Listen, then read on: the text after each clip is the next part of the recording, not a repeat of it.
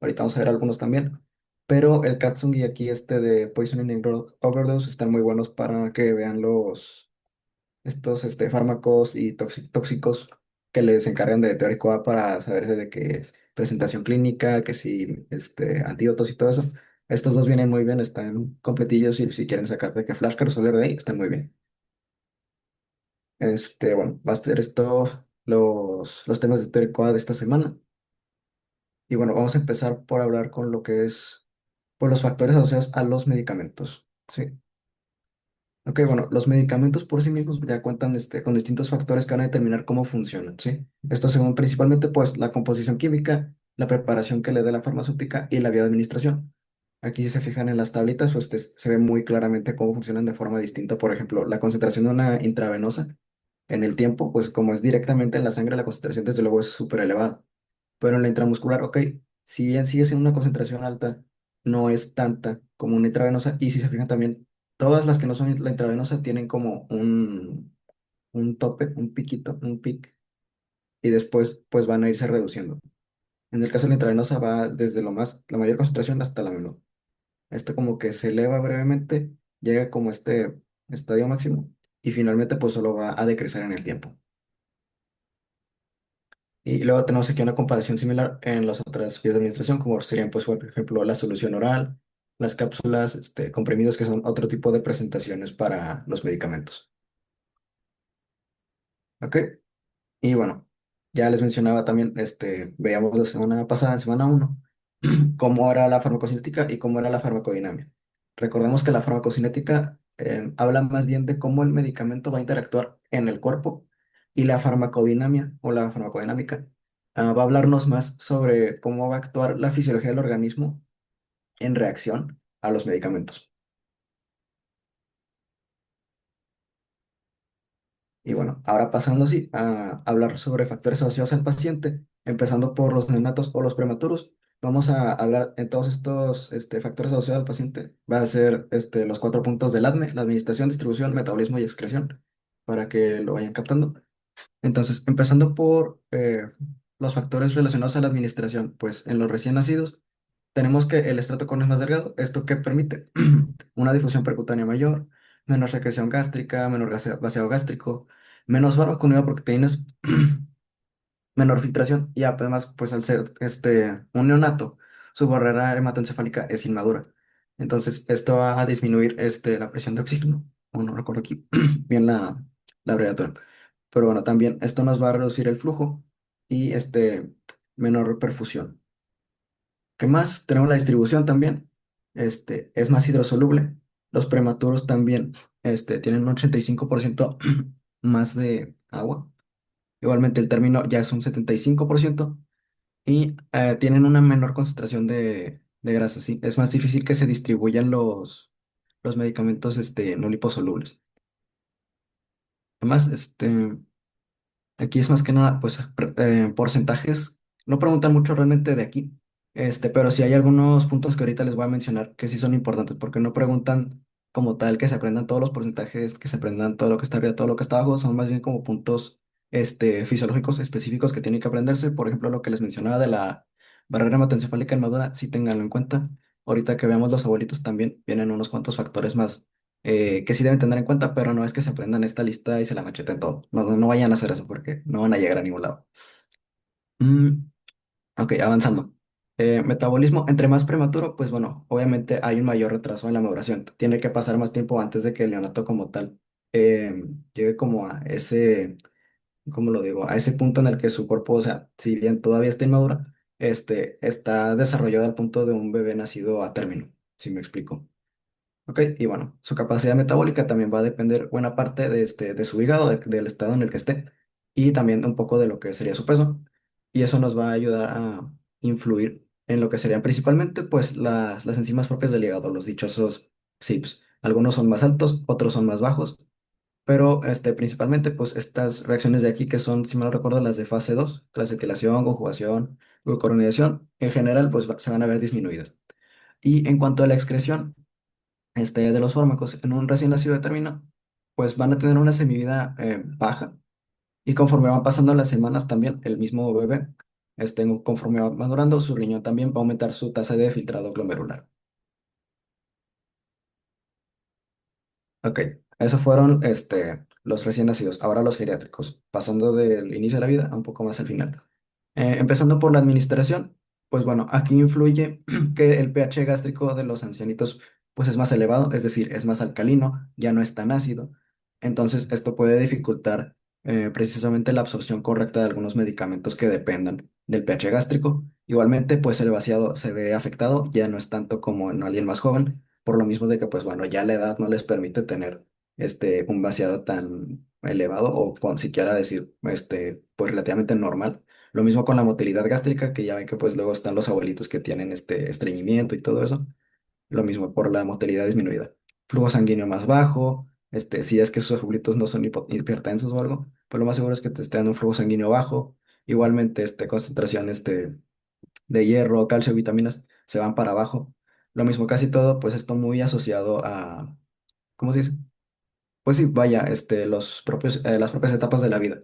De esto, por ejemplo, les decía, aquí en el caso de los abuelitos sí hay cosillas que están, que vale la pena recordar. Por ejemplo, lo que les mencionaba del pH gástrico, sí, esto sí es importante, lo mismo del vacío de la motilidad. Estas sí son cositas que a lo mejor no se las preguntan directamente en el examen del bloque, pero sí se los presentan en el caso y ustedes tienen que saber, más o menos, pues asociar, ¿no? Si te están hablando de un abuelito que se da un fármaco, que depende de la acidez, pues tú sabes, pues ya está mayor, el pH ya no es tan ácido, por ende pues puede tener problemas. Cosas así es lo que quiero que se queden de estas partes, no tanto todas las listas de altos y bajos. Bueno, volviendo al tema. En cuanto a la distribución, pues bueno, tienen menor cantidad de agua, menor masa muscular, por lo mismo de que la mayoría de abuelitos pues están en un estado de sarcopenia, se eleva la grasa corporal, hay menos albúmina y también menor afinidad pues como a la distribución de fármacos en general. En cuanto al metabolismo, pues lo mismo. La masa hepática está reducida, el flujo hepático también. Y por ende todo el metabolismo dependiente del hígado pues se va a ver disminuido. Y pues sigue habiendo este metabolismo de segunda fase, ¿no? Lo que ya decía, glucuronidación, sulfatación, acetilación, que no me voy a meter mucho en eso porque igual es más tema como de moléculas. Pero bueno, y ya lo mismo, excreción renal, también se va a ver disminuida, los glomérulos ya no funcionan tan bien, el flujo sanguíneo está más bajo, igualmente la tasa de filtrado glomerular y la secreción tubular también. O sea, en general, en el caso de los abuelitos, casi todo va a estar disminuido. ¿Sí? En los bebés está disminuido algunas cosas más que nada porque a lo mejor o son pretérmino o no están del todo maduros. Y en el caso de los abuelitos, pues más que nada, pues ya están mayores, ya su sistema no funciona igual. Y pues se refleja en esto. Ok, ahora específicamente en el caso de las mujeres, variantes específicas de las mujeres. En el caso de la administración, por ejemplo, tenemos que en el intestino se reducen las esterasas, hay una, como le digo, mayor distribución del alcohol y menor concentración de acetaldehído deshidrogenasa. En cuanto a la distribución, hay mayor grasa, mayor distribución de fármacos liposolubles. Esto aquí lo había quitado, perdón. En cuanto al metabolismo, está más elevada la oxidación, la reducción, la conjugación es un poco más baja y por lo mismo los estrógenos inducen el CYP3A4. Entonces es un poco más activo. Em, y bueno, esto aquí había que meterlo en algún lado. Pero también vale mencionar aquí rapidito nomás factores que serían en este caso pues la genética, que pues bueno, podemos estudiarlo de dos formas, ya sea por la farmacogenética, que estudia genes específicos, o la farmacogenómica, que es la perspectiva global. Pero todo esto dentro de un marco más pues farmacológico, como sugiere el nombre. Ahora, hablando específicamente de cambios en el embarazo, pues bueno, tenemos primero que la administración de fármacos inhalatorios, el volumen corriente y la absorción muscular se van a ver elevados. Igualmente, en la distribución también, los líquidos se van a elevar, principalmente en el tercer trimestre. Va a haber menor unión a proteínas plasmáticas y por ende menor afinidad a la unión entre estos. Pero también se va a ver aumentado lo que sería el metabolismo de estos CYPs principalmente, el 3A4, 2D6, 12,9, 1,1 y 12,19. Les digo que no se los tienen que aprender. Si acaso algunos que sí vale la pena recordar de que va toda la vida, pues principalmente el CYP 3A4, pero no se claven mucho en eso.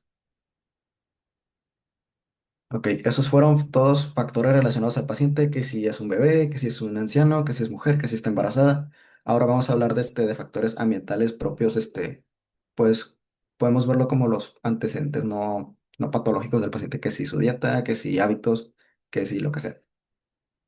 Bueno, empezando primero por la dieta, pues bueno, una dieta alta en proteínas nos va a favorecer la oxidación, mientras que los carbohidratos la reducen la oxidación.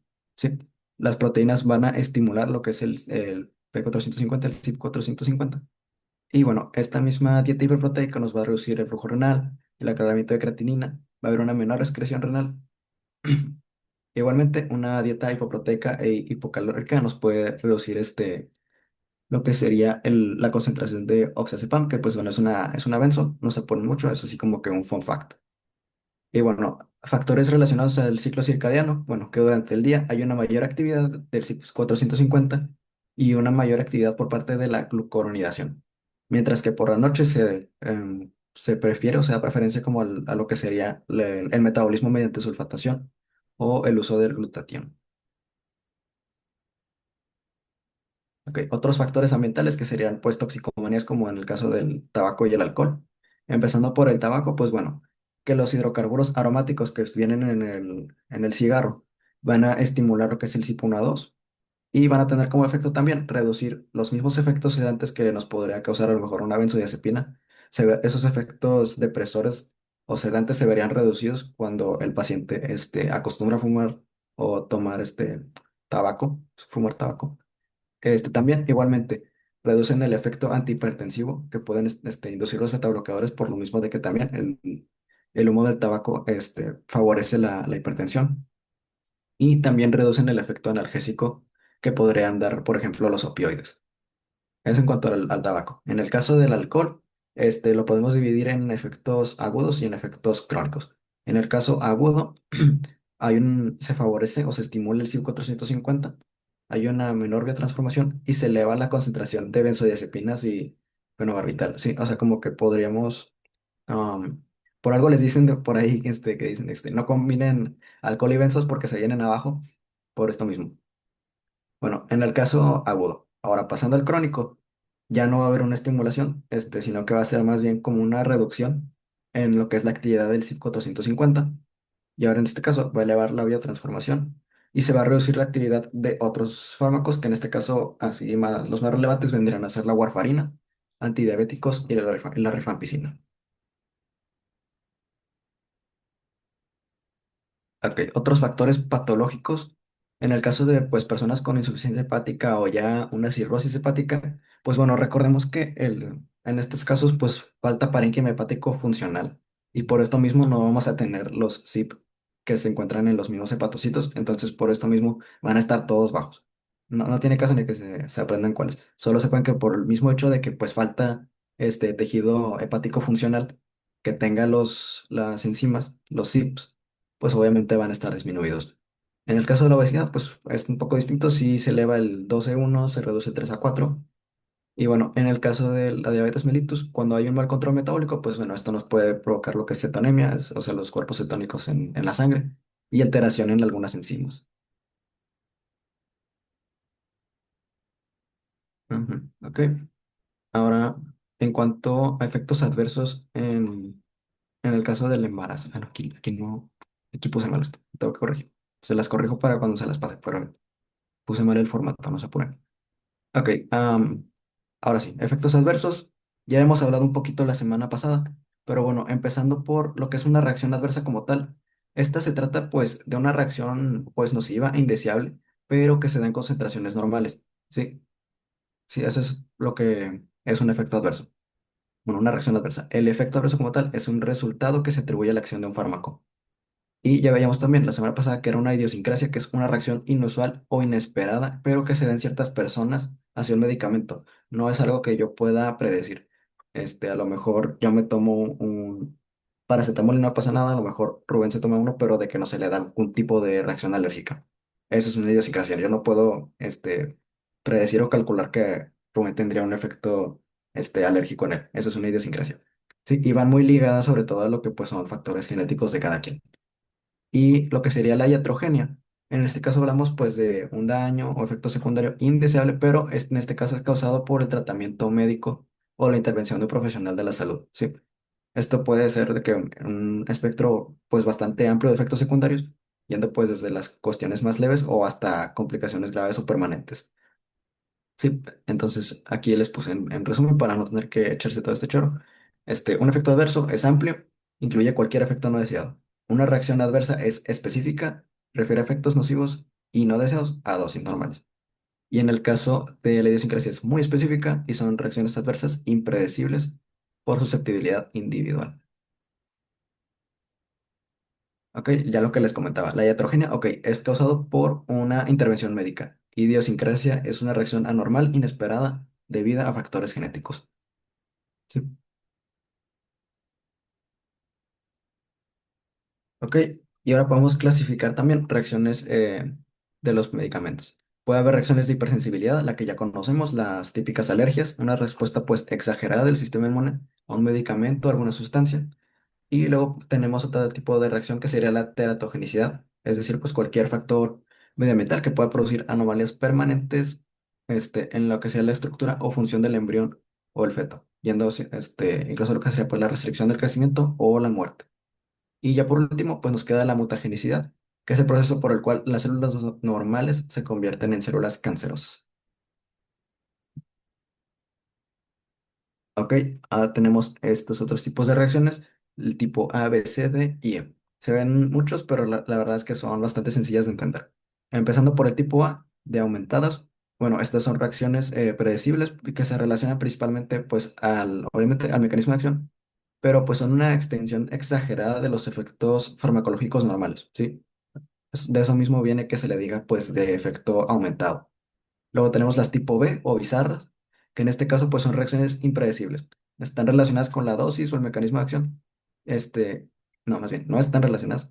Y a menudo tienen un componente pues inmunológico o idiosincrático, como les mencionaba así. Que en este caso pues bueno, es impredecible y lo más seguro es que tenga pues alguna relación genética. Luego tenemos las reacciones tipo C o crónicas, que se asocian pues al tiempo o el uso prolongado de un medicamento. Luego está el tipo D o delayed, con retraso, que bueno, son efectos que van a aparecer mucho tiempo después de que la persona se expone al fármaco. Y por último, el tipo E o end of treatment, en el cual pues las reacciones se van a dar una vez que se suspende o que cesa pues sí, un medicamento, sí, como un efectos de rebote. Sí, aquí algunas las consecuencias de cada una de las reacciones. En el caso del tipo A, pues la mortalidad por lo general es baja, solamente es una hiperfunción de un medicamento, por lo general no es mortal. En el caso del tipo B, sí hay una mortalidad más alta, por lo mismo de que pues son reacciones impredecibles, por lo mismo de que son idiosincrásicas, pues no se pueden prever. Y pues bueno, cuando se te da, por ejemplo, una anafilaxia, eso sí tiene una mortalidad pues bastante más alta. En el tipo C, pues puede haber farmacodependencia, nefrotoxicidad por analgésicos, retinopatías pigmentarias o depósitos corneales, aquí en este caso pues por cloroquinas o amiodarona respectivamente, pero pues quédense más con lo que sería pues la farmacodependencia o la nefrotoxicidad. Luego, en el caso de las consecuencias de las reacciones tipo D o delay, pues podemos tener teratogénesis o carcinogénesis, que de algunos así pues fármacos, medicamentos, a lo mejor nosotros los utilizamos ahorita, pero tienen cierto potencial para causarnos un daño, ya sea carcinogénico, nosotros que ya estamos pues nacidos ya fuera del útero, o en el caso de los fetos, podrían causarles pues un efecto teratogénico que les altere su función o desarrollo. Y en el caso de la end of treatment, la tipo E, pues puede haber insuficiencia renal, por ejemplo, por corticoides. Ese sería un tipo de consecuencia. También tengo que esta tablita, que es más o menos lo que ahorita les comenté, nomás un poco más detallada, con más ejemplos. Y aquí incluso con más o menos cómo se manejan cada una. Ahora, hablando de mecanismos de producción. Bueno, cuando se trata de dosis elevadas, pues ya decíamos, son reacciones predecibles y evitables, siempre y cuando pues nos aseguramos de que la dosis pues sea la correcta y no nos estemos excediendo. Sí, pueden generar cambios a nivel farmacocinética, es decir, el ADME, o farmacodinámica, por ejemplo, pues que se saturen receptores y esto lleva a la reacción farmacológica exagerada, efectos terapéuticos aumentados, aunque también lo mismo, es más probable que se desarrolle pues efectos secundarios o toxicidad. Por ejemplo, sobredosis por paracetamol que puede generar daño hepático severo. Luego, mecanismos inmunológicos. Sí, reacciones medidas por el sistema inmune que puede identificar al medicamento o sus metabolitos como una amenaza, desencadenando pues la respuesta inmune. ¿Sí? Por ejemplo, que inicien un periodo de latencia, no hay relación con dosis, la reacción desaparece una vez se suspende el medicamento. ¿Qué más? Por ejemplo, pues aquí tenemos lo que sería la anafilaxia a la penicilina, ¿sí? Un ejemplo más claro. Y en cuanto a mecanismos farmacogenéticos, pues bueno, el nombre lo sugiere mucho, ¿sí? Implica pues que son variaciones genéticas individuales que van a afectar cómo el paciente metaboliza o responde al medicamento, ¿sí? Y estas variaciones pues pueden llevar a reacciones adversas inesperadas, ¿sí? Otra vez volvemos a la dichosa reacción idiosincrásica. Ah, no sé si alguien acá hasta acá tenga dudas, está todo claro, a lo mejor me estoy yendo muy rápido. ¿Todo bien hasta acá?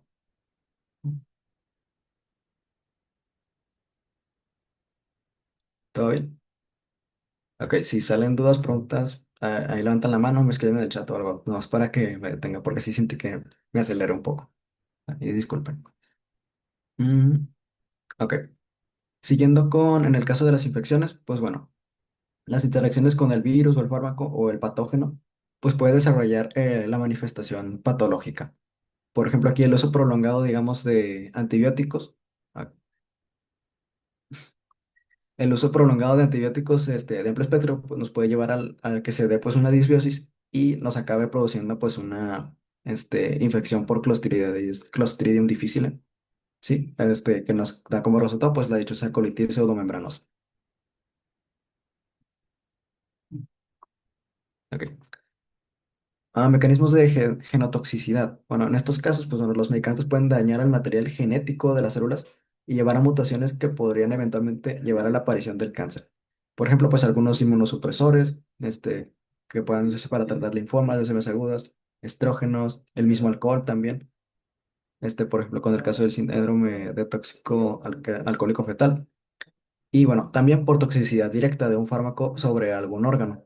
¿Sí? Digamos que el medicamento, los metabolitos directamente pues son tóxicos sobre cierto tipo de tejidos u órganos específicos. Independientemente de la dosis, le van a hacer daño a alguna parte de mi organismo. ¿Sí? Por ejemplo, aquí tenemos la doxorubicina, que va a dañar principalmente los miocardiocitos independientemente de la dosis. Ok, ahora en casos de administración prolongada, pues bueno, ya les mencionaba, el uso a largo plazo de algunos medicamentos pues puede resultar en efectos que se acumulen y que no necesariamente se vayan a presentar a corto plazo.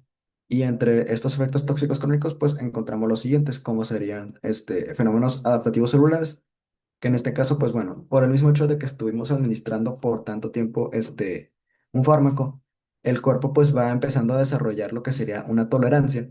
Sí, entonces puede ser necesario que se aumenten las dosis para lograr el mismo efecto terapéutico que tenía este medicamento en un inicio.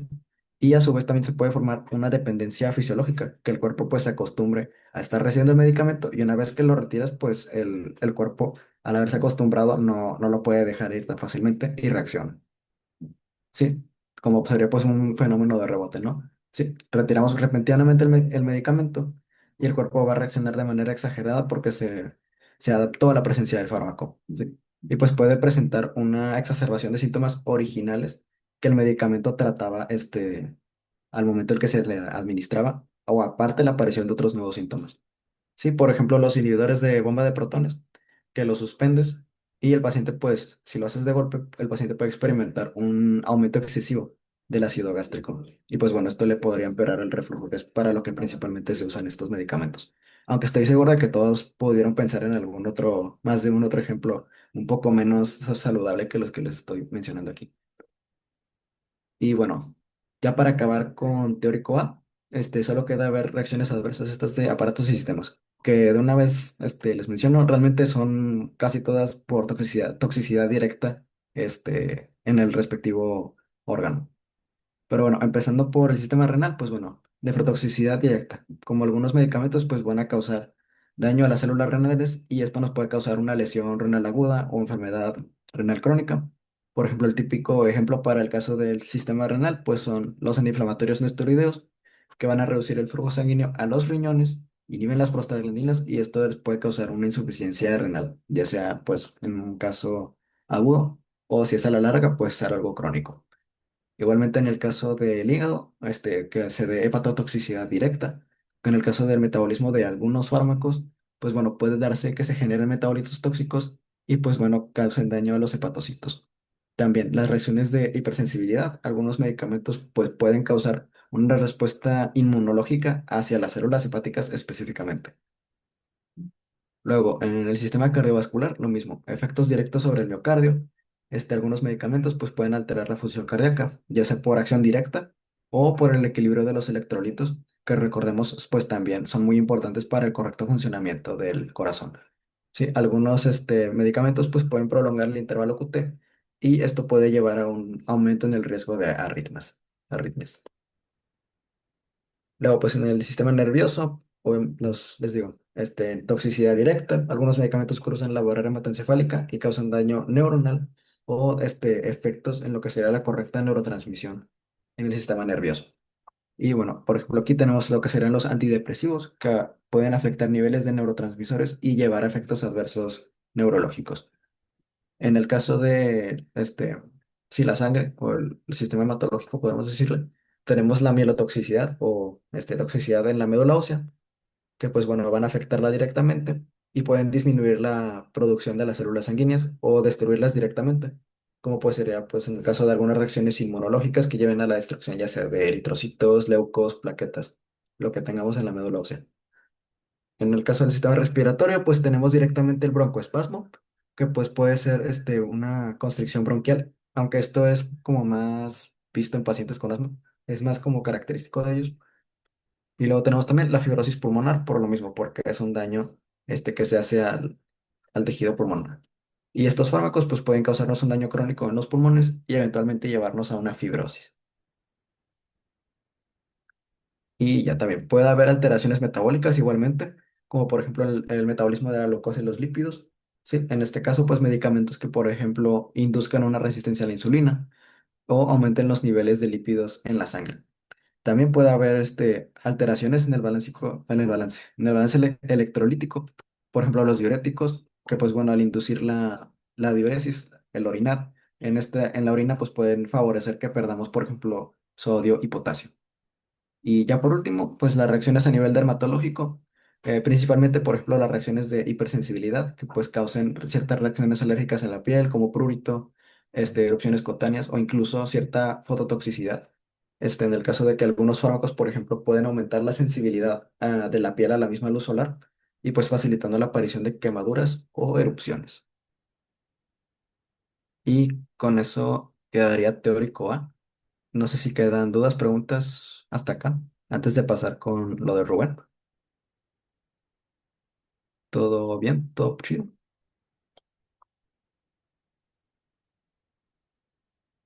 Ok, pues ya quedan 5 minutos, yo creo que salimos y entramos, ¿no, Rubén? Sí, sí, vamos a salirnos, entramos y vamos a hablar de alcohol y benzodiazepinas, ¿ok? Así que, pues bueno, adelante, hagamos eso. Dale, ya está. Dale. Y va, entonces vamos con el punto número uno de alcohol. ¿Qué pasa con la epidemiología nacional del alcohol? Tenemos, por ejemplo, datos como que adolescentes, 20,6% lo consume, el 13,9% tiene un consumo excesivo en 12 meses. En los adultos, el 55,5% consume, ¿ok? Por género, más hombres que mujeres, ¿ok? Ante la duda, si les preguntan de que quién es más propenso en tener una adicción, tal, no sé qué, o les ponen un caso, les ponen no sé qué, hombres siempre van a ser más probables de tener una adicción o de tener un, no sé si este es el término correcto, pero tener como un vicio, ¿ok? Tener un uso de sustancias, mejor dicho, un uso de sustancias, un trastorno de uso de sustancias. Ese es el mejor término, ¿ok? Y de hecho aquí dice, ser hombre, ¿ok? Edad 20 a 29 años, esta es la edad donde la gente más consume alcohol, por lo menos aquí en México. Y también otro factor asociado es trabajar fuera y tener más de dos menores en el hogar, ¿ok? Dos hijos o más. Percepción social, por ejemplo, 98% de las personas lo considera un problema, ¿ok? O sea, en México 98% de las personas lo considera un problema, el 83% ha consumido y 43% en los últimos 30 años. Bebidas más consumidas, cerveza, tequila y vino. Y ya, pero lo importante viene aquí en el impacto en salud pública, que son 39,000 muertes al año. Y pues no asociado a todo, ¿no? Ya sabemos que el alcohol inherentemente, pues, no mata o sea, en rangos normales no mata, pero también en las situaciones en las que te metes cuando tomas alcohol, ¿no? Peleas, violencias, insultos, o sea, choques. Entonces también es no solo por la sustancia en sí, sino cómo afecta a la sociedad, ¿no? Entonces, ¿qué me quedaría yo de aquí? Simplemente que el hombre es más propenso a tomar alcohol. O sea, la verdad. Aquí eso ya es la internacional. La internacional, bueno, tenemos más datos, hay más datos con los que podemos trabajar. Por ejemplo, tenemos de que muertes atribuibles 2.6 millones en total, ¿ok? 1.6 millones por enfermedades no transmisibles, 700,000 por lesiones, 300,000 por enfermedades transmisibles, ¿ok? Entonces, como se dan cuenta que hay como que muchas muertes causadas por el alcohol que no son por como una sobredosis, entre comillas, de la sustancia. Entonces, eso está muy cañón, la verdad. Este, diferencia por sexo, vean aquí la diferencia abismal, ¿no? Como que 2 millones de muertes en hombres versus 600,000 de mujeres. Entonces, eso es como que, ok, wow, o sea, te das cuenta de verdad cómo afecta más al hombre que a la mujer cualquier uso de sustancia.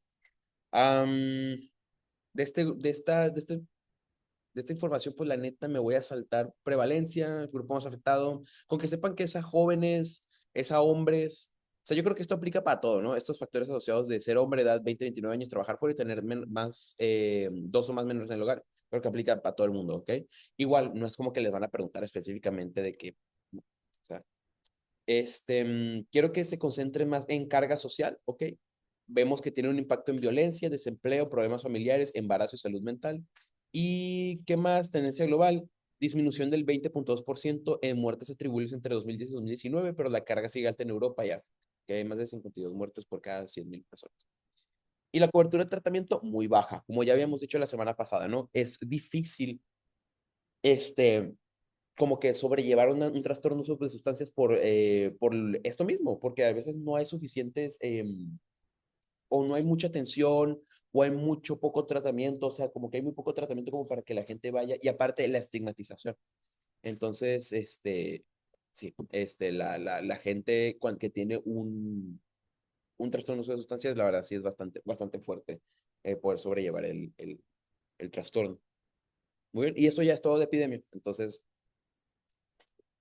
la neta, yo no recuerdo que me hayan preguntado nada de epidemia de alcohol. No sé, Javi, si yo estoy mal o hayan preguntado algo de epidemia de alcohol. Lo único que fue de drogas. O sea, de drogas, ¿cuál fue? Anfetaminas, 2020. Listo. O sea, en realidad no preguntaron nada más. Ok, muy bien. Ahora vamos a ver, describir el mecanismo de acción del alcohol y sus efectos a nivel neurológico, gastrointestinal, hematológico y cardiovascular, ¿va? Entonces, primero el mecanismo de acción. No vamos a complicarnos mucho. ¿Qué es lo que hace el alcohol? El alcohol provoca la liberación de dopamina en el área tegmental ventral, el área que habíamos mencionado la vez pasada, que es la que se encarga de qué, que también es parte de la vía de la recompensa. ¿Ok? También actúa sobre otros sistemas de recompensa como el opioide endógeno, el GABAérgico, el glutamato y la serotonina y sus efectos reforzadores incluyen euforia y reducción de la ansiedad. Nada más creo que se queden con eso. Simplemente, ok, es como casi todas como ya habíamos comentado, cualquier sustancia que estimule, ¿verdad? La dopamina, la liberación de dopamina puede llegar a ser adictiva y el alcohol no es una excepción, ¿va? ¿Qué más? El metabolismo hepático del etanol genera acetaldehído y especies reactivas de oxígeno que provocan estrés oxidativo, daño mitocondrial y activación de citoquinas inflamatorias. No todas las personas que consumen alcohol desarrollan una adicción, ¿ok? Lo que significa que el trastorno por uso de alcohol no solo depende de la exposición, sino que también depende de factores genéticos y ambientales a un poco comprendidos, ¿ok? Entonces puede estar de que yo y Javi así, cheleando, y a lo mejor a los 10 años se vuelve más adicto que yo, o a los 10 años yo me vuelvo más adicto. ¿Por qué? Porque pues simplemente hay algo genético que a mí me predispuso a yo ser más adicto, ¿ok? Entonces, bueno, nada más que tengan en mente eso. Y ya, en realidad no hay mucho más que saber del mecanismo de acción. Y, y por ejemplo, vamos a ver los efectos por sistema del alcohol. En el sistema nervioso, vamos a ver los famosos términos tolerancia y dependencia. Por ejemplo, cambios adaptativos en receptores GABA y NMDA, y el retiro provoca hiperexcitabilidad, convulsiones y delirium tremens, que esto es muy, muy como que característico del alcohol, el delirium tremens, ¿ok? Am, la neurotoxicidad va a dar, por ejemplo, neuropatía periférica, neuropatía periférica simétrica, perdón, ataxia y demencia alcohólica, ¿ok? Am, Y esto es bastante importante, ¿ok? El síndrome de Wernicke-Korsakoff. Esta va a ser una pregunta eh, yo digo que es de calle, ¿ok? ¿Por qué? Porque es como que algo muy específico del alcohol. El alcohol nos va a dar a la larga un, un bloqueo, ¿ok? Un daño en la producción de la tiamina, ¿verdad? Que la tiamina pues es un aminoácido muy importante pues para el desarrollo del ADN y todo lo demás. Entonces, cuando nosotros tomamos mucho alcohol, esta tiamina va a desaparecer, lo que significa que nos van a salir como síntomas, como por ejemplo confusión, oftalmoplejía, taxi, crónicamente amnesia severa, ¿ok? Se mete mucho con el sistema nervioso, ¿va?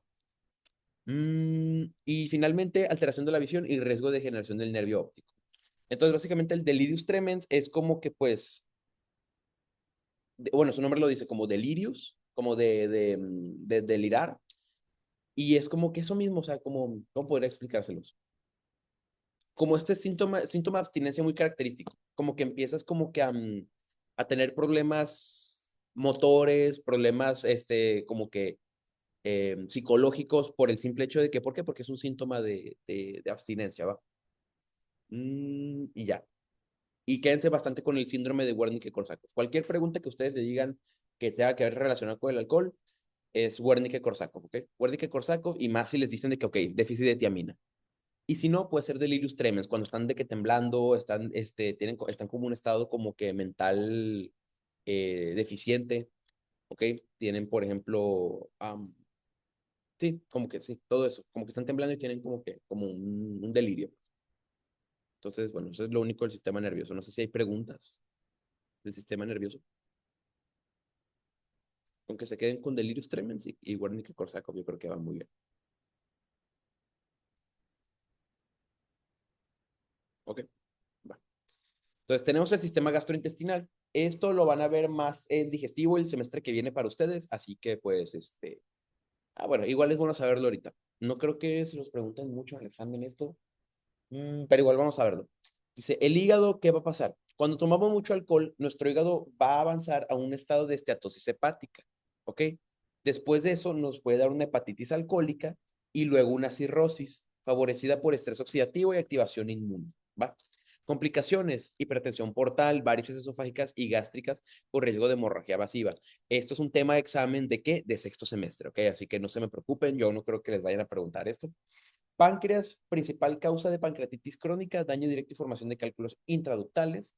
Estómago, intestino, gastritis, sangrado digestivo, diarrea, malabsorción, pérdida de peso y deficiencias vitamínicas, sobre todo hidrosolubles, ¿ok? Y pues, ¿por qué? Porque al final el alcohol es un irritante, ¿ok? Entonces, si yo estoy tomando mucho irritante, mucho irritante, mucho irritante, a la larga mi estómago va a sufrir las consecuencias, ¿va? Entonces, mucho cuidado con el alcohol. Pero esto no, esto es mucho de sexto semestre, la verdad. O sea, esto es como de digestivo, ¿ok? No veo cómo se los pueden preguntar en farmacoterapia. En farmacoterapia les gusta preguntar más por lo que es el sistema nervioso. Así que si se van a clavar como que en un sistema que sea el nervioso, ¿ok?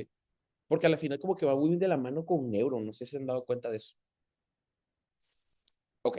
Sistema hematológico simplemente es una inhibición directa de la médula ósea y anemia por déficit de folato. O sea, nos va a dar una anemia megaloblástica, un sangrado gastrointestinal crónico que nos va a dar una anemia ferropénica. ¿Por qué? Porque estamos perdiendo mucha sangre, la sangre tiene hierro, y si estamos perdiendo mucha sangre, perdemos hierro. Y finalmente, pues síndromes hemolíticos asociados a enfermedad hepática grave. Y ya, no nos clavamos mucho en esto.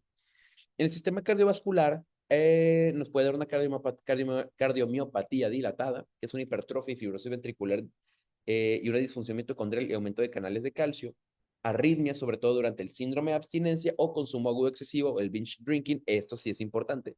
¿Por qué? Porque nos puede llegar un brother, ¿verdad? Que se fue a Estrana y pasaron cosillas y llega al el departamento de emergencias como así, de que bien taquicárdico, tac, tac, tac, tac, tac. ¿Por qué? Porque puede pasar, ¿no? Puede pasar por el consumo de agua excesivo, puede pasar un estado de arritmia, ¿no? Puede suceder un estado de arritmia. Hipertensión, consumo crónico de más de 3 tragos al día, que aumenta la presión arterial. 5% de los casos de hipertensión arterial es por alcoholismo, ¿ok? Y enfermedad coronaria, consumo moderado puede aumentar HDL y reducir riesgo de aterosclerosis. Esto se relaciona mucho en J, ¿se acuerdan? ¿No? Como que la función en la gráfica de la J, pero el exceso anula cualquier beneficio, ¿ok? Pero así que no. O sea, básicamente esos, así cuando sus abuelas les mandan de que en Facebook, de que vieron que la cheve es buena para el corazón. O sea, puede ser, pero no. O sea, no, o sea, no, pues, muy a corto plazo podría ser, pero no a la larga, ¿va? Y ya, esto es todo el sistema cardiovascular. Muy bien, ahora vamos a ver definir el consumo de riesgo de alcohol por medio de tamizaje en atención primaria, o sea, el CAGE y consumo de bebidas estándar. Simplemente apréndanse esta foto, ¿ok? Es el CAGE, que es básicamente, have you ever tried to cut down on your drinking? Do you get annoyed when people talk about your drinking? Do you feel guilty about your drinking? Y have you ever had an eye opener? O sea, a drink first thing in the morning. ¿Qué significa? O sea, C de cut, A de annoyed, G de guilty y E de eye opener. O sea, que si has tratado de cortar tú, como que es terminar de tomar, te molesta cuando la gente te dice tus verdades, literalmente, te sientes culpable acerca sí, cuando tomas, cuando piensas en tomar, y has tenido como, no sé cómo traducirlo bien en español, pero un eye opener, como que te das cuenta que no manches, o sea, como que, este, y básicamente es como que apenas abres el ojo, ya, creo que se puede interpretar de dos formas, como que apenas abres el ojo, tomas. Y también como que apenas, o sea, te das cuenta de que de verdad abres los ojos y dices, no manches, me estoy levantando y lo primero que estoy haciendo es un vaso de whisky. O sea, así, ¿ok? Entonces, con que sepan cague, caught, annoyed, guilty, eye opener, todo súper bien. Y básicamente, dos respuestas positivas se consideran un tamizaje positivo de un problema de alcohol. También está el Audit C, que es como una escala para medir presencia de adicción al alcoholismo. Son tres preguntas con valor de 0 a 4 puntos cada una. Resultados, 4 más en hombres positivo, 3 o más en mujeres da positivo. Pero esta la puse porque... ¿Esta por qué la puse? Porque creo que la vimos por encima hasta eso, pero creo que esta no la preguntaron. Preguntaron más el cague y de hecho el que viene en sus objetivos es el cague, ¿va? Pero pues igual, no creo que no viene más a verse esto, ¿ok? Y así es, esta es la tablita, pero bueno, ante la duda cague y ya. Aunque sepan cague, creo que van bien. Entonces, este es el consumo de bebida estándar. ¿Por qué les pongo los 350 mililitros de cheve normal, así de una lata de cheve, en rojo? Porque es la que a mí me salió, ¿va? Entonces, yo como que encontré esta foto en una página así como que oficial, y entonces yo dije, no, pues les voy a poner de que los mililitros, ¿no? Todos los mililitros, para que los tengan en mente de todos estos licores, pero el que yo me acuerdo que sí me preguntaron fue el de la cerveza, ¿ok? Que son 350 mililitros, esto ya se considera una bebida estándar. Y cada bebida mostrada representa una bebida estándar definida en Estados Unidos como cualquier bebida que contenga 0.6 onzas líquidas o 14 gramos de alcohol puro, ¿ok? Se podrían aprender todas. am, me quedaría o sea, yo me aprendería más, por ejemplo, cerveza, vino, ¿ok? Lo que son los vinos y el Distilled Spirits. Distilled Spirits, que es gin, rum, tequila, vodka, whisky, etcétera. Creo que más de uno conoce estos licores. Y ya, yo me quedaría con estos tres. Cheve, vino y los demás como que licores, ¿ok? Y DSM-5, básicamente, no es cierto, DSM-5 es después. Bueno, perdón, mientras tanto, ¿alguna duda, alguna pregunta?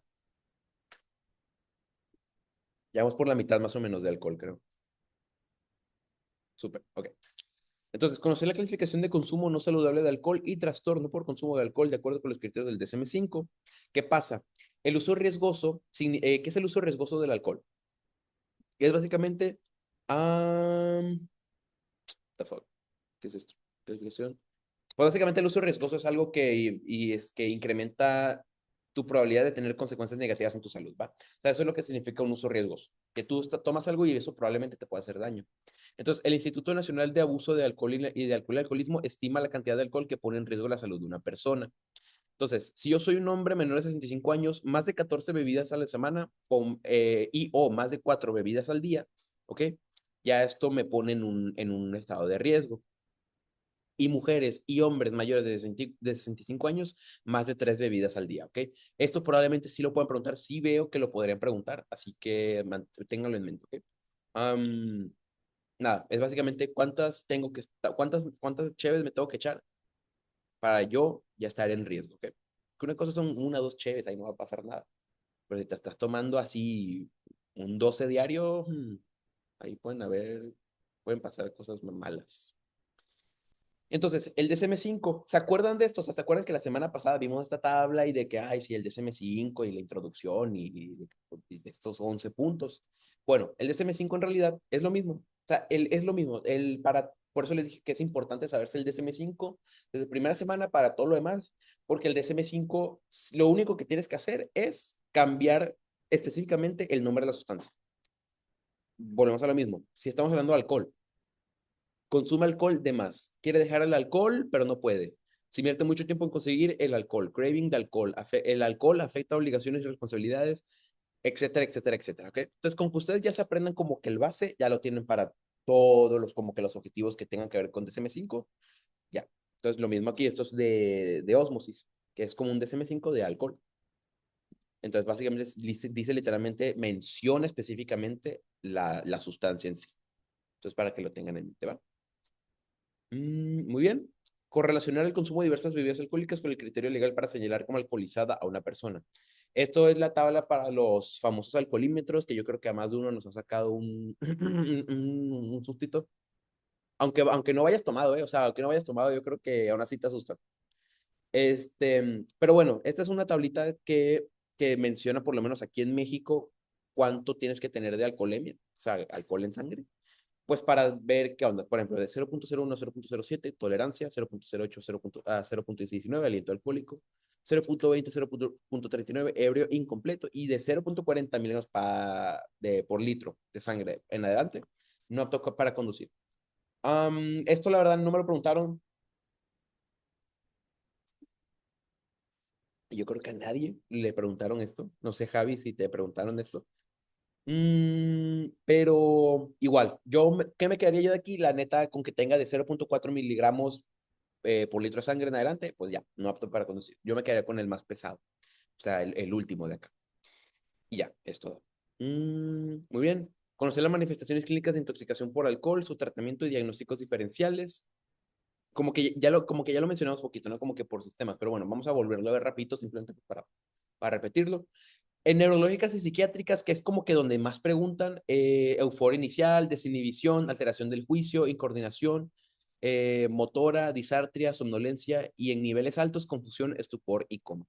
Y este desinhibición también se podría, en términos coloquiales, malcopeo. También cardiovasculares, taquicardia, arritmias, especialmente fibrilación auricular, hipotensión o hipertensión. Ok, que ya habíamos mencionado. Digestivas, náusea, vómitos, gastritis, dolor abdominal, respiratorias, depresión respiratoria en intoxicaciones graves y otros signos, aliento etílico, hipotermia, reflejos disminuidos. Y en consumo crónico, estigmas de hepatopatía, ictericia, arañas vasculares, ascitis, neuropatía periférica, alteraciones cognitivas, déficit de vitaminas, B1, B2 y folato. ¿Va? Entonces, pues ya, esto. O sea, en realidad como que repetimos lo que ya habíamos mencionado. Y, pues ya. ¿Alguna pregunta de manifestaciones clínicas?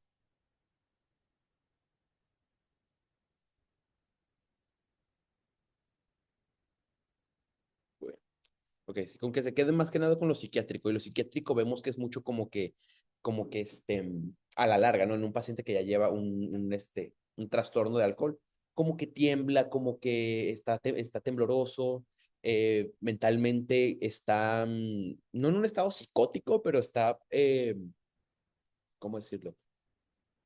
Como que,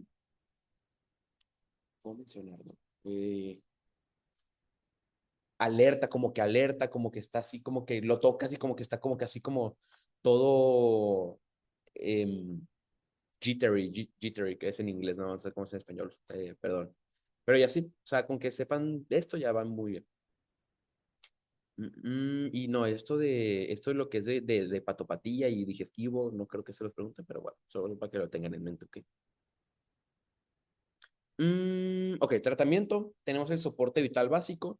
Lo primero que tenemos que hacer es, cuando nos llega a lo mejor un paciente con un Trastorno por uso de alcohol. Primero, asegurar vía aérea, ventilación, oxigenación, monitoreo cardíaco y signos vitales. Y medidas generales, por ejemplo, hidratación intravenosa con electrolitos si es necesario, glucosa intravenosa si hay hipoglucemia y tiamina, ¿ok? La tiamina, que es la vitamina tiamina, 100 miligramos intravenosos antes de administrar glucosa. ¿Para qué? Para prevenir la encefalopatía de Wernicke, ¿ok? Entonces, la tiamina también se le conoce como B1, B1, ¿ok? Y ya es todo. Entonces, la B1, pues sí es importante para nuestro desarrollo y el funcionamiento de nuestro sistema nervioso. Por eso es tan importante, ¿ok? La tiamina para la encefalopatía de Wernicke. Y por eso te da encefalopatía de Wernicke, que como es importante para el sistema nervioso, eh, pues se degenera el sistema nervioso y nos da encefalopatía. En casos graves, considerar descontaminación gástrica solo en ingestas recientes y si no hay riesgo de aspiración. Y manejo en UCI si hay depresión severa del sistema nervioso central. Tratamiento a largo plazo, naltrexona, ¿ok? Naltrexona es lo único que yo creo que les pueden preguntar de tratamiento a largo plazo. am, Porque les puse aquí, por ejemplo, acamprosato, disulfiram, gabapentina, topiramato, baclofeno. Pero yo creo que la naltrexona es el único así como que ustedes digan de que, pues ya, es un antagonista opioide. Es un antagonista opioide que pues ayuda justamente a la adicción del alcohol. Entonces, cualquier pregunta farmacológica, naltrexona, ¿va? Y también psicosocial, terapia cognitivo-conductual, grupos de apoyo, alcohólicos anónimos, por ejemplo, Smart Recovery y programas de rehabilitación. Diagnósticos diferenciales, pues puede ser, por ejemplo, trastornos por estrés postraumático, trastorno bipolar, trastorno de pánico, trastorno de ansiedad generalizada, depresión mayor, insomnio primario o secundario e intoxicación por otras sustancias que son benzodiazepinas, opioides e hipnóticos, que las benzodiazepinas tienen como un mecanismo de acción bastante parecido al alcohol, ¿va? Pues sí, y si se dan cuenta que son como muy mentales, como son como muy psiquiátricos, bueno, por eso también, pues, el alcohol se relaciona mucho a ellos y también les preguntan mucho en el examen, pues, como que, de lo que más le preguntan en el examen del alcohol es de sus síntomas psiquiátricos. Muy bien, ahora a ver, síndrome de abstinencia por alcohol, tratamiento y diagnósticos diferenciales. El síndrome de abstinencia puede iniciar pocas horas después de suspender el alcohol y alcanzar su punto máximo en 72 horas. Síntomas leves, ansiedad, agitación, cefalea, molestias gastrointestinales, diaforesis, temblor, taquicardia, hipertensión, ¿ok? Lo que ya hemos mencionado, o sea, vamos a decir como que lo básico, ¿no? Como que ya, como que si una persona que toma alcohol tiene que tener pues tal. Pero si nos vamos a manifestaciones moderadas, slash graves, alucinaciones visuales, auditivas o táctiles, alucinosis alcohólica, ¿ok? Crisis epilépticas, delirio por abstinencia, delirium tremens, que también es un cuadro de fiebre, taquicardia, agitación, diaforesis intensa, desorientación, hipertensión, alucinaciones. O sea, literalmente entra en un estado de delirio la persona que tiene abstinencia y le da un delirium tremens. ¿Va? Riesgo entre 3 y 8 días por suspensión y mortalidad en 1% con tratamiento, históricamente hasta 20% sin manejo. ¿Va? O sea, es bastante fuerte la adicción al alcohol. Mm, y bueno, aquí pondría yo también el encefalopatía de Wernicke. También, también la pondría aquí, pero se me fue. Y ya. Tratamiento, también, ingresar sí. Síntomas moderados graves, antecedentes de crisis o delirium, comorbilidades, más de 25 años o dependencia de benzodiazepinas. Y aquí para el síndrome de abstinencia le vamos a poner benzodiazepinas, ¿ok? El fármaco son benzodiazepinas. Porque una cosa es una cosa es tratar la dependencia, para que no se me confundan. Una cosa es tratar la dependencia, que la dependencia se trata con naltrexona, ¿ok? Y otra cosa es tratar el síndrome de abstinencia, que con el síndrome de abstinencia ahora sí le ponemos benzodiazepinas, ¿ok? Entonces, dependencia, naltrexona, abstinencia, benzodiazepinas. Y eso yo creo que sí se los podrían llegar a preguntar, ¿ok? Por ejemplo, de benzos, ¿qué le podemos poner? Un diazepam, que es una acción rápida y prolongada, o lorazepam, si tiene una disfunción hepática, por ejemplo. En casos graves, dosis de carga o fenobarbital, gabapentina, alternativa en casos leves ambulatorios y fenobarbital, monoterapia o rescate en refractarios. Suplemento y soporte, otra vez, tiamina, por lo que más quieran, vitamina B1, ¿ok? Porque antes de alguna glucosa o antes de nada tan siquiera, ¿por qué? Porque lo que menos queremos es la encefalopatía de Wernicke, ¿va? Y también hidratación y control de signos vitales. ¿Alguna duda? Porque siento que aquí nos fuimos a haber hecho bolas un poquito.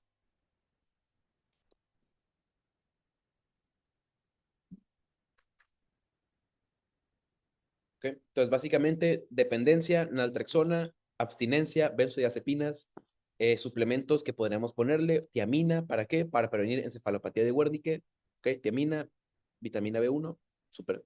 Entonces, ya con eso creo que estamos súper bien. Para el síndrome de abstinencia, ¿cuál pueden ser diagnósticos diferenciales? Abstinencia de sedantes hipnóticos, que son benzodiazepinas, barbitúricos, hipoglucemia, cetoacidosis diabética, tirotoxicosis, infección del sistema nervioso central, accidente cerebrovascular o hemorragia intracraneal, encefalopatía hepática, epilepsia, uso de estimulantes, temblor esencial, psicosis prima. ¿Okay? No, la verdad, no. Difícil que les preguntan algo aquí, la verdad. Ahora sí, vamos con el espectro alcohólico fetal. ¿Alguna duda antes de seguir con el espectro alcohólico fetal? Todo bien. Súper, súper, gracias. Pues va. Entonces, el espectro alcohólico fetal, ¿qué onda con esto? Primera causa prevenible y no genética de retraso mental en el mundo occidental. Yo tuve que haber puesto esto en rojo, considero que es algo muy importante que hay que saber, porque es prevenible, o sea, es prevenible y no es genético. Y y está en el primer lugar. Entonces, como que causa un poquito de impotencia, ¿no? Como que, o sea, si a lo mejor uno no está en las posiciones de las personas, ni nunca lo estará, ni sabe qué onda, pero pues da un poquito de cosita, ¿no? Como que, o sea, el alcohol fue lo que causó esto. Es un conjunto de alteraciones físicas, cognitivas, conductuales y neurológicas debidas a la exposición prenatal al alcohol y no existe un consumo seguro de alcohol durante el embarazo, ¿ok? No existe, no hay, no se puede. Entonces, tenemos categorías diagnósticas: síndrome alcohólico fetal, síndrome alcohólico fetal parcial, trastorno del neurodesarrollo relacionado con alcohol, malformaciones congénitas relacionadas con alcohol. Yo nada más puse síndrome alcohólico fetal, si, o considero que es la única que les podrían preguntar, es como la más relevante, ¿verdad? Entonces, es la única que vamos a ver como que un poquito más a fondo, pero con que sepan que estas existen, yo creo que van súper bien. Entonces, manifestaciones físicas y aparte el cuadro clínico se parece mucho entre todas. Y entonces, si les preguntan algo del espectro alcohólico fetal, ustedes pongan síndrome alcohólico fetal, ¿va? O sea, no creo que se claven mucho en esto. O sea, tienen mucho más de dónde clavarse. Espectro alcohólico fetal, yo creo que no. Manifestaciones físicas y neurocognitivas, rasgos faciales característicos, fisuras palpebrales cortas, filtrum liso, labio superior fino, retraso de crecimiento y microcefalia, alteraciones cerebrales, hipoplasia de lóbulos microcefalia, displasia cerebelosa y problemas neuropsicológicos y conductuales, TDAH, trastornos de conducta, ansiedad, depresión, trastornos del aprendizaje. Diagnóstico: requiere un equipo multidisciplinario, ¿ok? Pediatría, neurología, psicología, lo que tú quieras, ¿ok? Y basado en exposición prenatal documentada al alcohol, evaluación facial, crecimiento, desarrollo neurológico y conductual. Entonces, no solo es, ¿cómo decirlo? No solo es como difícil tener ya de por sí a un bebecito que tiene un espectro alcohólico fetal, sino que también es caro. Es caro también para los padres y para el sistema de salud también puede llegar a ser muy caro, ¿no? Entonces, y aparte es prevenible. Entonces, pues muchos también se hace mucho las campañas, ¿no? De que si estás embarazada, no bebas, y no bebas, y no bebas, y no bebas, y no bebas, y te lo repiten hasta el cansancio. Por esto mismo, para evitar este espectro alcohólico fetal, ¿ok? Entonces, tratamiento pues no es reversible, pero el diagnóstico y seguimiento precoz mejora el neurodesarrollo. Intervenciones psicopedagógicas y educativas, manejo farmacológico para TDAH y conductas sociales y apoyo familiar y escolar continuo. El impacto: grave problema para la salud pública, ¿ok? ¿Por qué? Porque este espectro lleva discapacidades de por vida, comorbilidad médica y psiquiátrica y repercusiones sociales y económicas. Es muy fuerte para una familia tener y para el Estado tener a más pacientitos con espectro alcohólico fetal, que pues lamentablemente no tienen la culpa y yo opino que es lo que más coraje da, ¿no? Pero bueno, seguimos con síndrome alcohólico fetal, que básicamente lo mismo, ¿no? Son como en los mismos cuadros, ¿no? Como que daños del alcohol durante la gestación, retraso del crecimiento intrauterino, microcefalia, déficit en la coordinación motora, hipoplasia facial media, anomalías articulares leves y en casos graves de efectos cardíacos congénitos y discapacidad intelectual. ¿Y cómo es el mecanismo? O sea, ¿por qué a una persona le puede dar un síndrome alcohólico fetal? ¿Por qué a un bebé le da un síndrome alcohólico fetal? ¿Por qué? Porque el alcohol atraviesa la placenta y llega al feto en concentraciones similares a las maternas. El hígado fetal tiene poca o ninguna actividad para metabolizar el alcohol y provoca apoptosis neuronal y alteraciones en la migración de neuronas y células gliales afectando el desarrollo del sistema nervioso, ¿ok? Se mete con el proceso directamente, o sea, pasa la placenta, no, la placenta es maravillosa y todo, pero el alcohol por X o por Y la pasa directamente y se mete con todo el tema de la embriología, ¿ok? Entonces, por eso es que a los bebecitos les puede dar un síndrome alcohólico fetal o del espectro alcohólico, ¿no? Entonces, esto es todo del síndrome alcohólico fetal. ¿Y alguna duda antes de pasar a benzos? ¿Alguna duda, por favor? ¿Preguntas?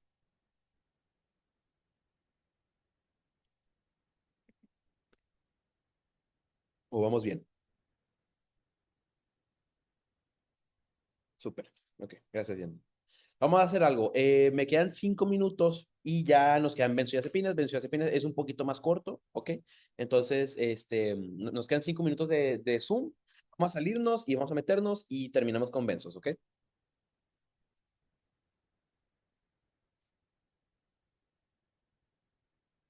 ¿Va? ¿Va? Entonces vamos a ver epidemiología nacional internacional de consumo de benzodiazepinas. ¿Qué pasa aquí? En México no hay datos actualizados. Lo único que yo pude conseguir así de información de México fue esto, en un estudio de 150 pacientes psiquiátricos de la Ciudad de México. El 48.7 presentó dependencia de benzodiazepinas, pero que son 150 pacientes psiquiátricos comparados a los millones de mexicanos, ¿verdad? Es uno de esos pocos fármacos que no hay muchos, de que no hay mucha información, no hay mucha, como que datos. Por eso mismo les menciono la historia del señor, porque a la final, pues a lo mejor uno de nuestros, no sé, un abuelito nuestro puede estar tomando una benzodiazepina y el abuelito no sabe qué onda, o qué le hace, porque, o sea, yo me lo estoy tomando porque me lo puso el doctor, ¿saben? Entonces hay que tener como que más conciencia de qué onda con las benzodiazepinas, ¿no? Este, ¿Qué pasa aquí? La conclusión de este estudio fue que había una alta prevalencia incluso con uso médico y se recomienda limitar el tratamiento a corto plazo y detectar la dependencia de forma temprana. En Estados Unidos, perdón por el vómito de información que les puse aquí, se los voy a decir rápido la verdad. En Estados Unidos, obviamente, pues hay un poquito más de información. Am, los puntos más importantes, puntos dije, no, en otra palabra, más importantes son 30.6 millones de adultos usan benzodiazepinas, ¿ok? Y aquí hay como un poquito de algo extraño. ¿Por qué? Porque las mujeres reciben más prescripciones médicas, ¿ok? Es como una de esas pocas cosas donde a lo mejor la mujer le gana más al hombre en términos de consumo, pero solo esto es en prescripciones médicas. No está de que afirmando que son las mujeres que consumen más que los hombres, ¿va? Los jóvenes de 18 a 35 años los usan más para fines recreativos y patrones por etnicidad, uso individuo más común en personas blancas y multirraciales. Esto sí está muy... No, no, esto no. Se asocia con mayor gravedad de insomnio, uso de antidepresivos, dependencia del alcohol. ¿Ok? ¿Por qué? Porque pues ya habíamos dicho que las benzodiazepinas se usan en un síndrome de abstinencia. Y aumenta el riesgo de sobredosis, sobre todo en combinación con opioides. Y el 14% de las muertes por opioides involucran benzodiazepinas. Y ya, eso es todo. Bueno, riesgos adicionales, deterioro cognitivo, complicaciones en el embarazo, abstinencia grave. No nos clavamos mucho con epidemia porque la verdad no es algo que pregunte. Ahora sí, el mecanismo de acción de las benzodiazepinas. Esto parece clase de neuro, perdónenme, se los voy a tratar de explicar lo mejor posible. Las benzodiazepinas actúan sobre receptores GABA A en el sistema nervioso central. Así venía en el Katsung, ¿ok? O sea, así venía en el Katsung, así que si quejas con el Katsung. El receptor GABA A es un canal de cloro formado por 5 subunidades. No, esto me lo voy a saltar. Mm, Entonces, las benzodiazepinas se unen entre las subunidades alfa y gamma, y al unirse aumenta la afinidad de GABA por su receptor, pero no lo activan por sí solas, o sea, solo funcionan en presencia de GABA. Esto provoca una mayor frecuencia de apertura del canal de cloro, o sea, entra más cloro a la neurona, hay hiperpolarización de la membrana y disminuye la excitabilidad neuronal, lo que lleva un efecto de presión del sistema nervioso central. En el sueño, disminuye la duración de la fase N3 del sueño NREM, reduciendo episodios como sonambulismo y terrores nocturnos. Por eso una persona que sueña muy feo, así sueña muy feo, am, sí, o sea, que tiene terrores, que se levanta gritando, les ponen benzodiazepinas porque también tiene como este efecto en el sueño. Rubén, ¿qué me quisiste decir? O sea, explícate. Bueno, vamos a tratar de resumirlo un poquito. Entonces, las benzodiazepinas a la final son medicinas que ayudan a calmar el cerebro. En el cerebro hay un puertito de cloro, ¿ok? Un puertito llamado receptor GABA A. Cuando se abre este puerto, entra cloro a la célula y eso hace que la célula se tranquilice y deje de mandar señales tan rápido, ¿ok? Estamos en un estado de, como aquí mencionamos, disminuye la excitabilidad neuronal, ¿ok? El GABA es como la llave normal que abre ese puertito, pero las benzodiazepinas, no abren, o sea, si yo administro una benzodiazepina, como tal, la benzodiazepina no abre el puertito, ¿verdad? De cloro solas, no las abre solas, pero hacen que la llave funcione mejor y más seguido. O sea, las benzodiazepinas hacen que GABA funcione mejor y más seguido, ¿ok? Resultado, el cerebro se calma, existe menos ansiedad, menos estrés y ayuda a dormir. Y también hace que sea menos probable que hagas cosas raras mientras duermes, como caminar dormido o tener pesadillas muy, muy fuertes. Entonces podemos ver aquí, en la imagen de la derecha. Aquí dice que la benzodiazepina se pega a un sitio alostérico en un receptor de GABA que, bueno, a la final aumenta la acción, ¿ok? De puertos de cloro. O sea, se une, o sea, como tal, pues sí, el sitio alostérico es que se une y puede llegar a potenciar más el efecto que puede tener una sustancia en una célula, por ejemplo. Y pues ya, la verdad, eso es todo. O sea, yo creo que sino que no hay más de mecanismo de acción de la benzo.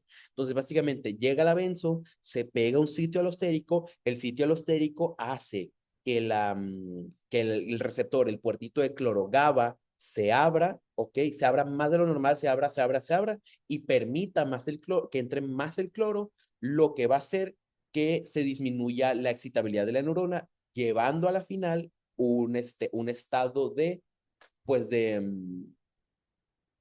no, pues ya, de como que de depresión del sistema nervioso central, ¿ok? ¿Alguna duda? Por favor, preguntas. ¿O les quedó claro? Ok. Ya con eso están súper bien. Eso sí pueden preguntárselos en el examen, ¿va? Más que nada, más que, por ejemplo, una pregunta de aquí podría ser, por ejemplo, la benzodiazepina, ¿cómo crea un estado de depresión del sistema nervioso central? Ah, porque activa más el receptor GABA A y permite más la entrada del cloro. Ya. O sea, yo creo que es lo único que podrían preguntarles de este mecanismo de acción. Entonces, pues bueno, seguimos. Bueno, hay que conocer el grupo farmacológico de las benzodiazepinas, hipnóticos sedantes y su clasificación de acuerdo con su tiempo de acción y vida media. Perdón por el vómito de información, así venía en el CatSum. Pero bueno, vamos a verlo rápido. La verdad no hay que aclararnos mucho. Entonces, ya habíamos mencionado que las benzodiazepinas son sedantes e hipnóticos, ¿ok? Entonces, calman la ansiedad y pueden inducir el sueño. La sedación disminuye la actividad del sistema nervioso central, lo justo para calmar al paciente, y la hipnosis es una depresión más fuerte del sistema nervioso central que causa somnolencia y ayuda a dormir. Con benzodiazepinas, esto se logra aumentando la dosis, lo que significa que es dependiente de la dosis. Es un fármaco que es dependiente de la dosis. Mientras yo más benzos ponga, más calmado va a estar el paciente, ¿ok? Mientras más dosis, más efectos sedantes slash hipnótico. Entonces, ¿qué son los barbitúricos y el alcohol? Los barbitúricos hacen algo parecido, no es parte de su temario, no tiene que aprenderse barbitúrico, solo simplemente es un apartado que venía en el Katsum y me parece también que, no, es solo algo que venía en el Katsum, que los barbitúricos es parecido, pero pueden pasar fácilmente de sedación a anestesia y causar depresión respiratoria grave. Entonces, las benzos tienen un efecto mucho más seguro que los barbitúricos y ya. Básicamente eso es todo. Las benzodiazepinas son preferidas ahorita en las épocas modernas porque son efectivas y hay menos riesgo de sobredosis, ¿ok? Que los sedantes antiguos, que eran los barbitúricos. Mm, y aquí, clasificación por su tiempo de acción y vida media. Tenemos short acting, intermediate acting y long acting. Y básicamente, lo que son los nombres, por ejemplo, de alprazolam, triazolam, no, esto no se los tengo que aprender, simplemente pues, les quería dar una idea de cómo era. Short acting, su vida media es de 1 a 12 horas. Intermediate acting de 12 a 40 horas. Y long acting de más de 40 horas. Esto sí, por favor, sépanselo. Esto sí lo preguntaron. Mm, Creo que a mí me preguntaron del intermedio, pero igualmente sépanse los tres. Yo creo que pues, ya para que tengan eso listo. Yo creo que sí es una pregunta bastante segura que les pueden hacer. Muy bien, identificar indicaciones terapéuticas de benzodiazepinas.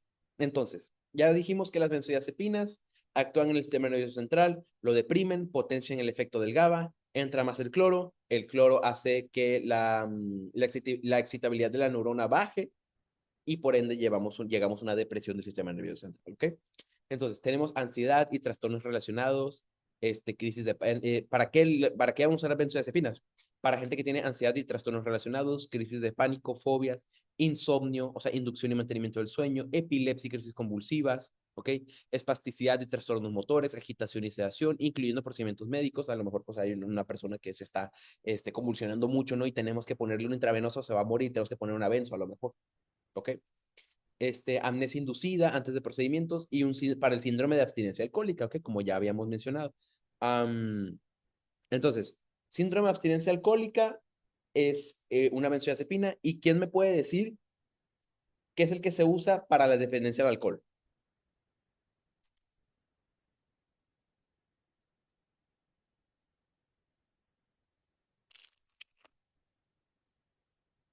Benzodiazepinas. La naltrexona. Para la dependencia del alcohol, la naltrexona. Benzodiazepinas, síndrome de abstinencia. Pero igual, gracias. Los anticonvulsivos son benzos entonces, me preguntan, sí pueden ser, sí puede ser. Igual, pues hay bastantes anticonvulsivos que deben existir, pero los benzos sí pueden llegar a ser anticonvulsivos. Yo ahorita personalmente te lo tendré que leer, la verdad no hemos visto anticonvulsivos todavía nosotros. Pero sí, las benzos sí pueden servir para gente que tiene convulsiones, ¿ok? Eh, ya, además se usan off-label en Tourette, delirium y trastornos del movimiento, tics, discineas y Corea. ¿Corea o Corea? Corea, creo que era Corea. Corea es el país. Y ya, es todo. Entonces, estas son las indicaciones y para que los tengan en mente. Entonces, ¿cómo se ve una intoxicación de benzodiazepinas? Veamos cómo se ve una intoxicación de benzos. Entonces, el cuadro clásico de intoxicación sin otros depresores como alcohol u opioides es relativamente benigno. O sea, a lo mejor yo me pasé de lanza con la dosis y por eso se usa más que los barbitúricos. Si yo me paso de lanza con los barbitúricos, ya, o sea, ya ahí queda. Pero si es con benzos, por ejemplo, puede haber mucha depresión del sistema nervioso central, somnolencia, confusión, estupor y en casos graves una coma, o sea, coma, un estado de coma, no una coma. En la habla tenemos disartria, por ejemplo, lengua pesada. En la marcha tenemos ataxia, torpeza al caminar, caídas frecuentes. ¿Por qué? Porque al final es como estar alcoholizado. Yo creo que bastantes de aquí sabemos cómo se está alcoholizado, ¿ok? Pero pues es lo mismo, o sea, imagínense como si estuvieras tomando benzos. Es lo mismo, es lo mismo. Este, Conciencia, alteración del estado mental, pero la mayoría siguen arousables, no sé qué quise decir aquí, como que si están alteradillos mentalmente, como que están como que somnolentos, pero no se ponen mala copa, básicamente, o sea, no se ponen malos, o sea, no son violentos, no son simplemente como que están ahí como que en su onda. Pero pues sí siguen como que dormiditos así, ¿ok? Signos vitales suelen estar normales o casi normales. Y en la respiración, la expresión respiratoria es poco común en sobredosis aislada, pero frecuente si hay coingesta de alcohol u opioides y opioides también. Entonces, lo que ya habíamos dicho, si fuera barbitúricos nada más, ok, sí te puede dar una depresión. Si estás tomando benzos y te da una sobredosis sin querer, ok, tal vez no te dé una depresión respiratoria, pero si ya estás mezclándolo con alcohol, que también es un depresor del sistema nervioso central, peligro, ¿ok? Y en niños, la ataxia aparece en hasta 90% de los casos y complicaciones graves, menos comunes, depresión respiratoria severa, que te puede llevar a un paro respiratorio, que esto lo vemos más en un caso ¿cómo se podría decir? Bueno, coingesta, aspiración pulmonar, rhabdomiólisis y muerte, pero que es muy raro. Se ve más en casos de coingesta. Tratamiento de intoxicación, soporte vital, pilar principal, vía aérea permeable, oxigenación adecuada, intubación si hay compromiso respiratorio severo, que es de lo que la mayoría de los pacientes con una sobredosis se mueren, y líquidos intravenosos si hay hipotensión. El carbón activado, el lavado gástrico y la diálisis no sirven, no están indicados para un caso de intoxicación de benzos. Esto puede ser buena pregunta, ¿ok? O sea, si les ponen de que serviría de que el carbón activado, no, no sirve. El lavado gástrico tampoco, la diálisis tampoco sirve con una benzodiazepina, ¿ok? El antídoto, y esto yo me acuerdo si fue pregunta examen, el antídoto es el flumazenil, antagonista competitivo de receptores GABA. ¿Cuál es el problema? En un mundo ideal, el flumazenil es el héroe y salva a todo el mundo, pero es que el uso es muy limitado, porque puede causar convulsiones y arritmias, ¿ok? Una indicación segura es en pacientes sin dependencia crónica a benzodiazepinas, ¿ok? y contraindicado en dependencia crónica de benzodiazepinas, ¿ok? Y sobredosis mixta, o sea que hay una coingesta de algo. Ante la duda, flumacenil, por favor, pongan flumacenil en su examen, ahorita el miércoles, de que si les preguntan cuál es el tratamiento para una este, sobredosis de benzodiazepinas, pongan flumacenil, ¿va? Flumacenil. Y no se vayan de que, ay, sí, carbón activado porque sí deben todo, o el lavado gástrico para terminarle chinga. No, flumacenil, ¿ok? Flumacenil para las benzos, ¿ok? Pero bueno, ustedes no, todavía pues no le prestan atención de que, ay, a veces por provocar convulsiones, flumacenil es el antídoto. Los diagnósticos diferenciales, condiciones que pueden simular intoxicación por benzodiazepinas, toxicidad por alcohol, es un cuadro clínico extremadamente parecido.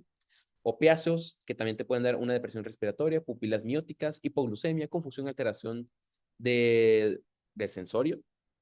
Bueno, trastornos electrolíticos que te puede dar hiponatremia o hipernatremia y también te puede llevar a convulsiones y alteración mental.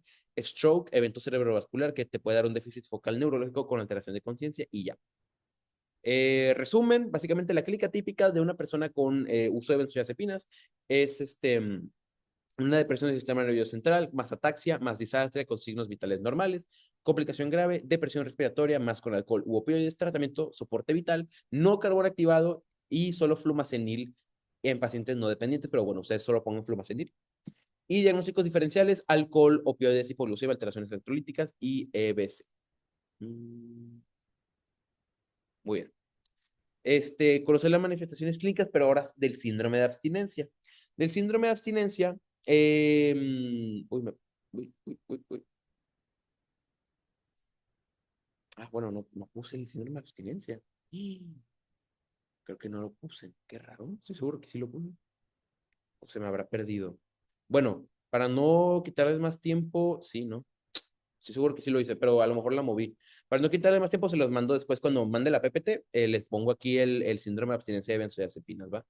Am, qué raro. Ok, sorry. Bueno, de tratamiento, reducción progresiva de dosis, 5 a 10% cada 2 a 4 semanas y nunca más del 25% cada 2 semanas. Y el soporte psicológico, bueno, en la terapia cognitivo-conductual, relajación, apoyo familiar y grupos de soporte. Medicamentos, hay casos seleccionados, diazepam o clordiazepóxido para sustituir y retirar lentamente. Carbamazepina, valproato, pregabalina para reducir síntomas, melatonina para insomnio, flumacenil, que bueno, ya habíamos dicho que el flumacenil es la parte más importante. Y antipsicóticos, que hay que evitar los antipsicóticos porque, bueno, pueden empeorar las convulsiones, ¿va? De esto de síndrome de abstinencia de benzodiazepinas, la neta no me acuerdo que me lo hayan preguntado mucho. Diagnósticos diferenciales, abstinencia de alcohol y barbitúricos, trastornos psiquiátricos, delirio por otras causas, epilepsia, enfermedades médicas. Am, y ya, esto no recuerdo que lo hayan preguntado mucho. Les fallo muy feo, la neta, con las manifestaciones clínicas del síndrome de abstinencia. Estoy seguro que sí la hice. A lo mejor la borré sin querer o se me perdió. Ahorita se las vuelvo a hacer cuando les pase la PPT, así que no se preocupen. Igual no creo que no recuerdo que me hayan preguntado mucho de esto, la verdad. Les preguntan más de lo que ya mencionamos, mecanismo de acción, tratamiento, todo lo demás. Síndrome de abstinencia no mucho. Pregunta más síndrome de abstinencia de alcohol que de esto. Entonces, pues no se preocupen. Igual déjenme corregir desde el error. Y bueno, DSM-5, ¿qué habíamos quedado con el DSM-5? Una vez que te lo aprendes, ya lo usas para todo lo demás. Resumen los 11 puntos, pero aplicados a benzodiazepinas, ¿va? Consume benzos de más, quiere dejar las benzos, pero no puede. Se invierte mucho tiempo en conseguir las benzos, tolerancia de benzos, abstinencia de benzos, ¿ok? Entonces, ya con que tengan eso y ya, es todo, ¿ok? Del DSM-5 y pues ya todo lo demás. Y ahorita les mando bien lo de la abstinencia, ¿ok? Y ya, es todo. Por fin llenen la retro para mandarles todo. Y ya hemos acabado con semana 2. De verdad, les deseo mucha suerte en su parcial. Espero que les vaya súper bien. Cualquier cosa, estamos pendientes de aquí al miércoles. También cualquier duda, cualquier pregunta. Y la neta no es un examen difícil, ¿ok? No es un examen muy bañado. Llévensela tranqui. Y la neta, no, pues nada más. Es todo. No es un examen muy difícil. La neta, pásensela padre, pásensela padre. Entonces, please, las retros. Y nada, paso todo ahorita al rato. Muchas gracias. A Gracias. ustedes, a Muchas ustedes, a gracias. Gracias a ustedes. Gracias. ustedes.